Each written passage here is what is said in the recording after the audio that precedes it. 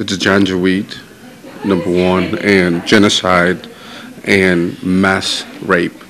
What do you think about that? Well, I think, first of all, it's a fact that Europe has actually shied away from using terms like genocide. The allegations of genocide in Darfur have been made virtually exclusively by the Washington Bush administration. So I think that's one point which is important to note. The European Union itself has actually made it clear that it doesn't think any form of genocide has occurred in Darfur, and that's an important difference, because I think it cuts right to the heart of the propaganda that you have seen actually surrounding the whole Darfur issue. So that's one point. The issue of Janjaweed, I think, the simple fact is the Janjaweed is a word which means everything and means nothing. So, from a media point of view, from a very simplistic media point of view, it's a gift to any newspaper or to any propagandist, because you can't define it, you can't quantify it, very difficult. The United Nations, for example, in their Commission of Inquiry on Darfur, which was published in 2005, weren't able to come up with a working definition of Janjaweed, whether it's actually a tribal militia, whether it's state militia, whether it's irregular forces. It's hard to define. So mass rape, again, I mean, unfortunately, within any conflict, within any war,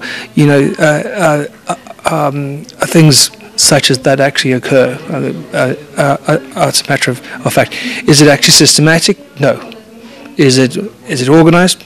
No. And there are groups, of course, within Washington, D.C. and within the states who want to actually project that imagery. But no, it's a byproduct of any conflict. We just have to look back at our own history in Europe, other wars in Europe. It happens. It's horrific. It's very unfortunate. But those who have been dwelling on the symptoms of the war have not been dwelling on the cure, which is peace. Okay, that's good. Do you think that the media flowed? The media have horrendously misrepresented events in Darfur. I think that's a matter of fact.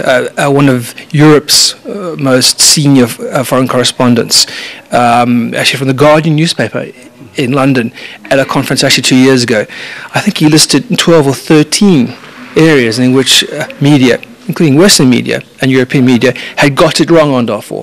And in fact, not just got it wrong, they were part of the problem rather than part of the solution. So you've had more than our fair share, I think, or we've had more than our fair share of just bad journalism, so sensational journalism, bad reporting. And of course also going hand in hand with that, we've had some deliberate misinformation and disinformation placed into the media as well, of which our aspect of the media is also, of course, accountable. So I think you've had a number of reasons why the coverage, the media coverage of Darfur has been as weak as it has been. Okay, so my last question is, if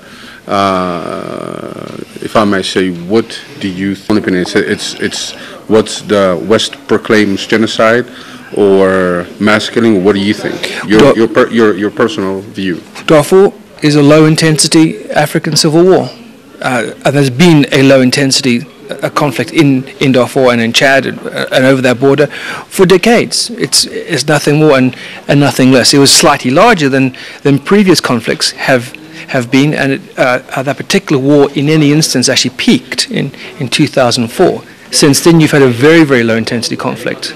The war of maneuver, the war in which a number of people actually did die, ended in effect in 2004, early 2005. Since then, you've had sort of very intermittent skirmishing, sort of banditry, and the occasional government offensive in that context. So it's exactly what it is. It's not genocide.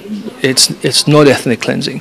I mean, one of the amusing things, in a sense, about the allegations of ethnic cleansing is that the government of Sudan is actually doing its best to take people back to their areas. They want them out of the camps, back to the areas that they've come from. So that's quite the contrary to ethnic cleansing. You do recognize the Sudanese government's effort, of course, to basically take care of the problem itself. Of course, and this is also, I think, at the heart of the issue. The simple fact is that, for obvious reasons, Khartoum wants this conflicts over and done with. It didn't start the war in the first place. It actually responded to the war. It's actually been at every single negotiation table, and I think are very willing, as they have been already, to sign peace agreements. For example, the actual Darfur peace agreement, and went again, to Libya last year to do exactly that. The people who are not at the table are the rebel movements in Darfur, and for their own reasons. Some groups, I think, are unable to negotiate. They lack the actual the skills or training, and some groups are unwilling to negotiate. So that's where the problem is. The problem is not in Khartoum. It may have been in Khartoum historically, perhaps, but it's not there now. The difficulty are the 12, 14, 18 rebel factions that now actually choose not to negotiate. And the I think responsibility of anyone who begins a war, once you've actually been offered the objectives for which you started your war, which is a power sharing, wealth sharing, and autonomy, all of which are now on offer and have been actually written into the Darfur peace agreement, you then have a responsibility to end that war. And we see that part actually lacking. Absolutely right. Well, we thank you very much for your time today. Nice meeting you. All right. Thank you very much. My pleasure.